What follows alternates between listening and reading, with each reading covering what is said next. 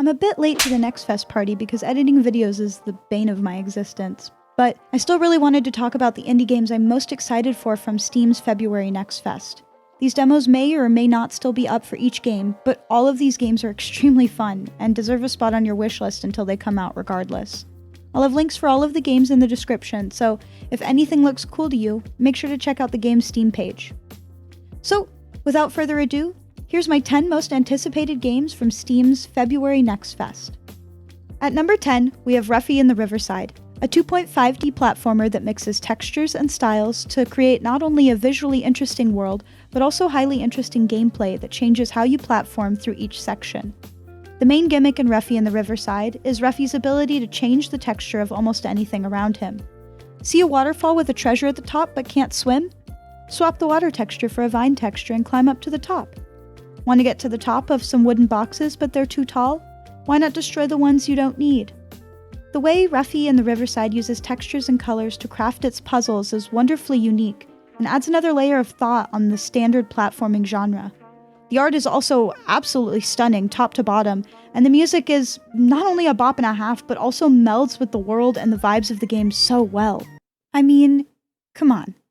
Listen to this.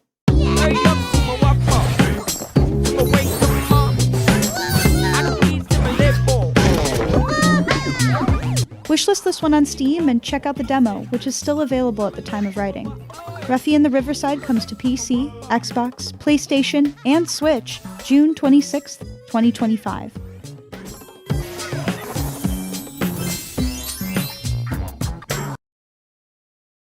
All rights reserved, or at least sometime, especially true for all slogans like can't stop the swap, or swap it, or drop it, or other silly rhymes dealing with the fascinating phenomena of swapping.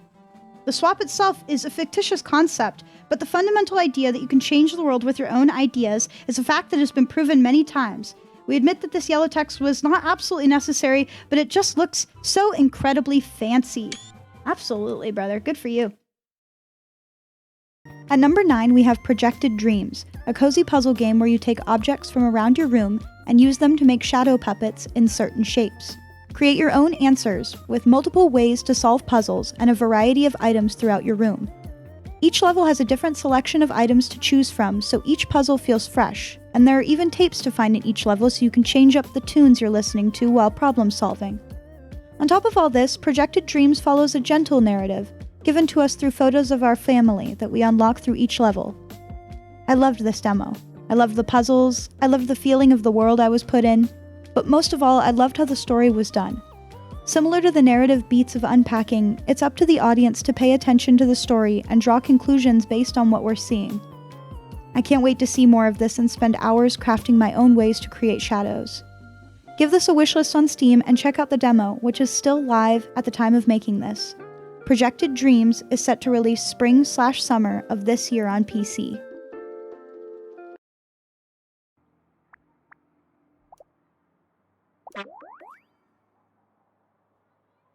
I'm taking it. I don't care. I'm taking it. I'm taking it. It's mine. I'm taking it. I don't care. That is mine. That barely looks like a teapot. Oh. Why are they fucked up? Oh, now it's getting somber. Uh-oh. Now you're getting the sad music. We just got a kitten and a baby. No! No! At number 8, we have GearGrit, a 3D beat-em-up platforming collectathon where you play as Tansy GearGrit, a rebel not running from the law, but instead charging head and fist first into them. Akin to platformers of the PS2 era like Sly Cooper and Jak and Daxter, this colorful and fun platformer has a slightly darker side than your average pick from the genre. While many platformers, including ones I'll mention in this top 10 video, are usually more concerned with the platforming, GearGrit has a huge focus on combat. This doesn't mean that the platforming takes a back seat, but there's more to do than just finding the right path, head-stomping an enemy in your way, and moving on. There are combat arenas to challenge yourself, big groups of enemies to test your skills when overwhelmed, and even a big boss fight at the end of the area. GearGrit struggles to feel like an indie title and instead feels like a double or even AAA platformer from a bygone era. Absolutely check out GearGrit's demo on Steam, which is still live at the time of writing, and make sure to wishlist the full game so you can be informed when it releases later on. Who this guy? He do something to you? What'd he do? I'll fuck him up. Fuck this guy. I'm already on your side, baby girl. At number 7, we have Isopod, a 3D action-adventure game where you play as a tiny, yet strong-willed isopod, fighting against the tyrannical fire ant conglomerate. Roll around, stomp ants, rally the resistance, and restore your beautiful homeland, one destroyed pipe at a time.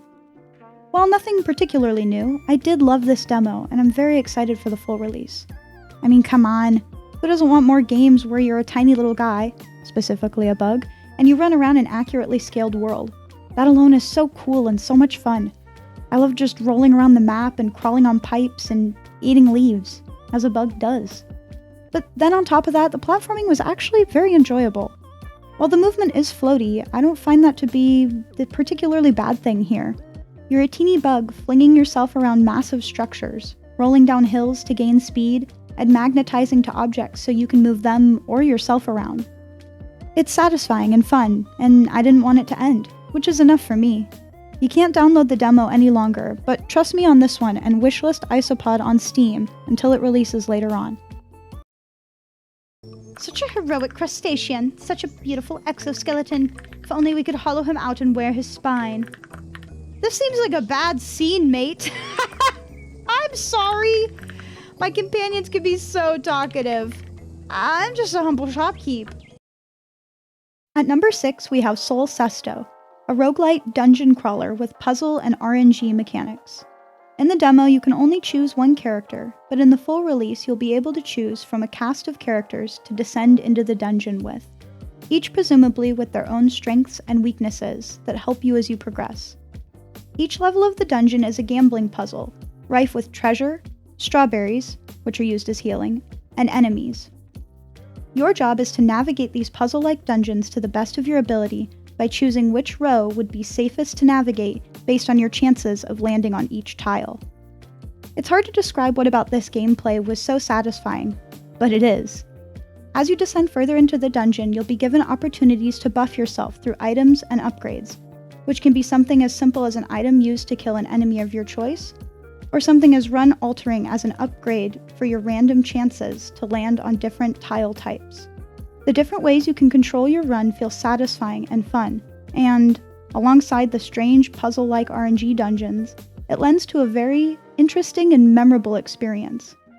Check out the Cesto demo on Steam, which is still live as of this video airing, and make sure to wishlist the game before it releases a little later this year on Steam.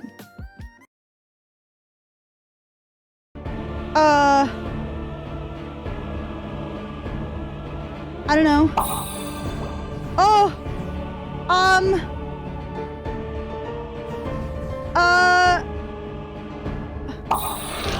Oh, thank God. Oh, sheesh. I didn't like that. Yeah, that wasn't great for me personally. Cool. Goodbye. What the fuck?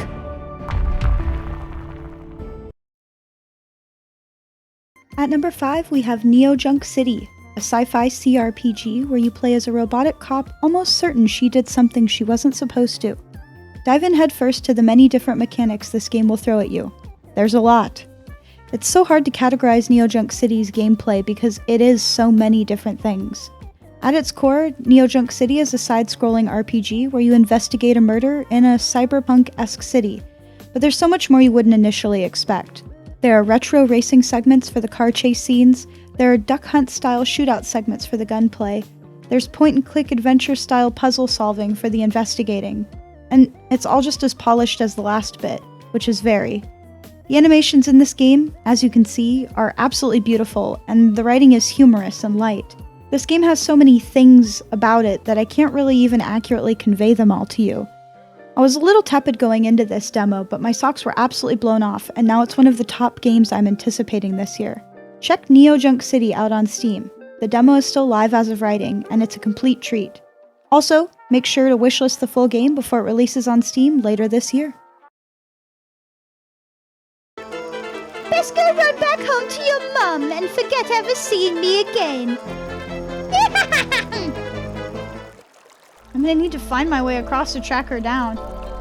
Maybe one of the locals knows how to fix it? They must use it all the time. Oh shit, this one's fun. Fuck. The rat girl! Fuck, I just fucking got to the rat girl! Fuck! At number 4, we have Kero Quest 64, a 3D platformer that nigh perfectly mimics the same feeling and movement as Mario 64. The inspiration is not hard to notice here, as Kero Quest wears it all on its sleeve, from the name to the movement, all the way down to the noises Kero makes when he jumps. This comparison isn't bittersweet to make either, because it does it all so damn well. Despite having a lot of what I would consider very interesting games on this list, including multiple platformers, Kero is still above so many others because the controls are so unbelievably tight. It never feels bad to platform in Kero Quest. I'm always having fun and zooming around.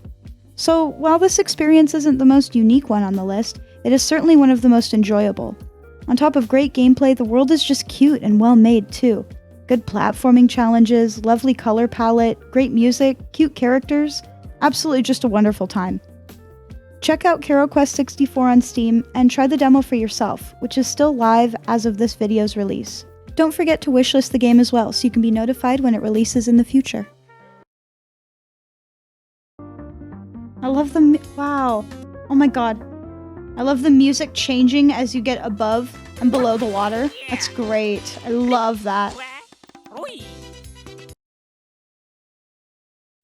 At number 3, we have Squeakross, Squeak Home, a puzzle game that combines the gameplay of Picross with interior decorating and customization. Firstly, you get to customize your character, which is a rat. The character customizer is actually much more robust than I thought it would be, letting you fully customize colors and body part sizes with sliders and a ton of head, nose, ear, body, and tail options. Then your rat needs a place to stay, but it's unfurnished. This is where the Picross comes in. And listen, whether you're a Picross pro or a complete newbie, it doesn't matter. This game does a wonderful job of not only teaching you Picross while still challenging you, but also creating an urge to complete each of the puzzles as well. The tutorial is very well done and helps to bring players in and convince them to stay, which is a lot more than most indies can do. From here, every puzzle you complete will yield you a piece of furniture or clothing based on the picture you make in the puzzle. You can then dress your rat and furnish their home.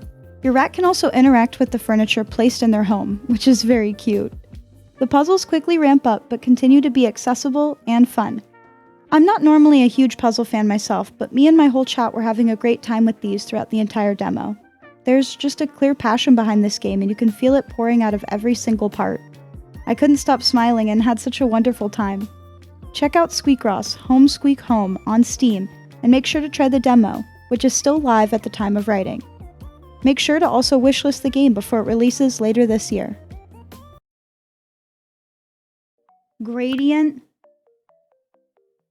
Okay. Oh my god, naked! Oh no. Oh fucking no! I have to be hairless. He has to be naked. Oh my god. At number 2, we have Mashina, a 2.5D strategy and exploration game where you play as a small robot named Mashina. You and your robot friends are on an island surrounded by a green goop of sort. But no matter. With not much else to do, surrounded by slime, you choose to dig. Digging is fun and cute in this game. It's never annoying or resource intensive. You can fly around, and that flying costs you stamina, but the stamina doesn't drain too quickly or ever make you feel hindered by it. You can dig as long as you want, though your bag is small, so you can only hold so many minerals. The area where you can dig is huge, and the game almost immediately lets you set up small bits of automation so you can mine larger minerals and venture further and further from base. There are also 2 states you have in this game: the full 3D movement and world above ground, and the 2D movement and world in the underground where you dig. The style and perspective shifts are so well done, and both spaces feel good to navigate. The art style is probably the most striking thing about this game, especially as of now, as the demo is quite short. But the writing, music, and gameplay are all there and equally fantastic. I could really see myself getting lost in this world for hours, just digging, setting up automation, talking to my robot friends, and designing my base. Check out Mashina on Steam and try out the short demo, which is still live as of the video's release. Make sure to wishlist Mashina before it releases a little later this year. It is my friend, Kevin! Good to see you, Kevin! Finish mission. Here's the baked potato. Oh, a baked potato. That's really cheered me up. Look at them! Mashina, there's secrets down here. Hidden in all the ruddy mud.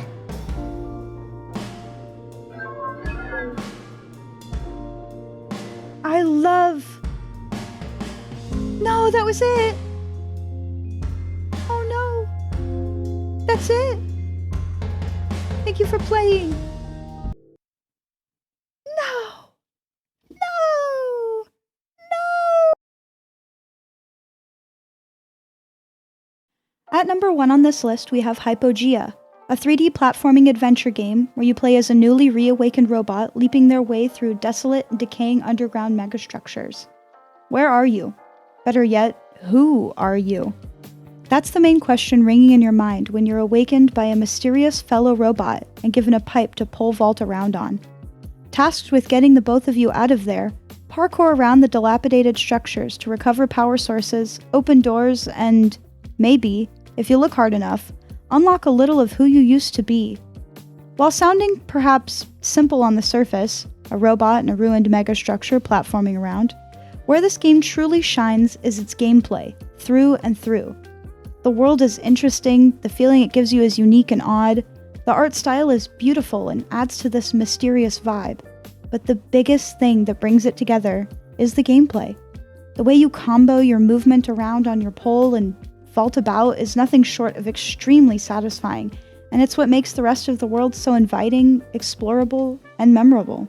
I wish I could play this entire thing right now, and I genuinely haven't stopped thinking about it since I played the demo back in February. Combining moves to leap further, to grab walls you didn't think you could reach, gosh, it's fun. I didn't do a great job wording my review for this game on Steam, and I sure as hell ain't doing a better job here, but at least you can see the gameplay and maybe understand what I mean. It's genuinely so much fun, and I can't recommend it enough. There's a reason it's number 1 on this list. If you do anything today, check out Hypogea on Steam and try out the demo, which is still live as of writing this. And absolutely make sure to wishlist the game before it releases later this year. It looks like I'm gonna fucking kill it! He's like a little puppy! No! Pull lever. Do I have to? Is it a bad boy? I don't have to, do I? Where's the other battery? It's not him, is it? I'm not killing it. Am I killing him for the battery? Oh no, Chad.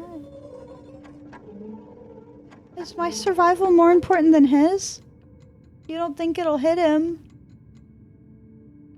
Maybe it's just to get over there. You're right, maybe it's just to get over there. Oh, cool. Oh, it's to let him through. Oh, it's to let him through. Oh, thank God. Oh, okay. It's so that he's not stranded anymore.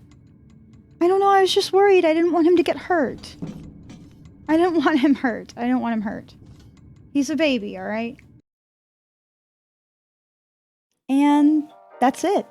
Those are the 10 games I personally think you should keep an eye on coming out soon. There are more that didn't make it into this video, like War Rats, a shoot-'em-up about rats in war. Or Hazard Pay, a puzzle game where you clean up blood and dead bodies. Or Cold Abyss, a 3D horror game where you work as an underwater cable repairman. But are those cables bloody and talking? There were a lot of amazing games I checked out during Next Fest that all deserve your attention, but I can only make this video so long. If you like the recommendations you see here and want more, I'll always be making new content, but I also have a curation page on Steam that you can follow. I'm always updating it with new games to check out or keep an eye on, usually with full reviews linked as well. I run that page purely because I love indies and I really just want more people to play them and discover them. So please check out the link in the description, give it a follow, and most importantly, check out the indies I've got listed there. They're all great games, as I make it a point not to put negative reviews on the curation page. Anyways, thanks so much for watching, everyone. I have each and every game plus demo, if there still is one, linked in the description, so if you saw any games you were interested in, make sure to go wishlist them and/or check out their demos. Happy gaming, and I'll see y'all in the next one.